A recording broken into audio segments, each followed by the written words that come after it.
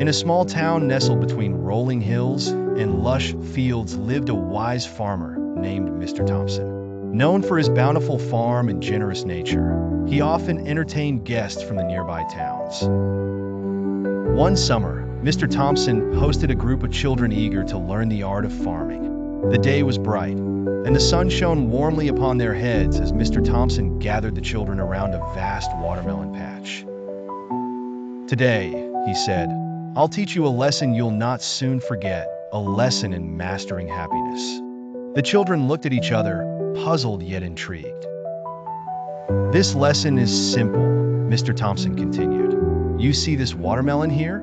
He gestured to one that was large and round, its green skin looking plump and fresh. "This watermelon represents happiness.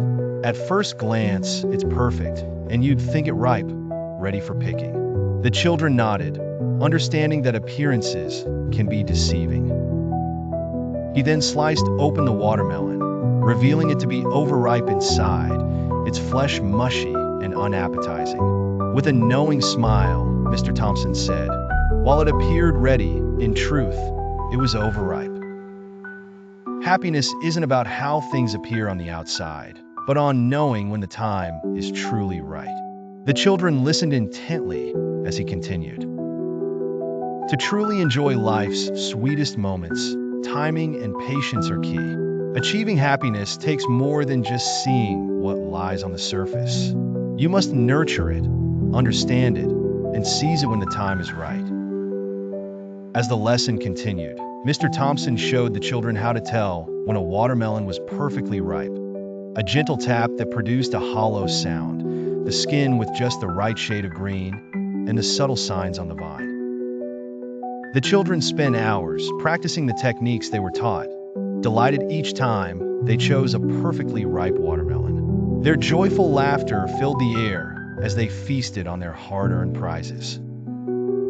By the end of the day, the children not only learned how to pick the best watermelon, but also walked away with a deeper understanding. Mastering happiness required patience, observation, and sometimes a willingness to look beyond the obvious.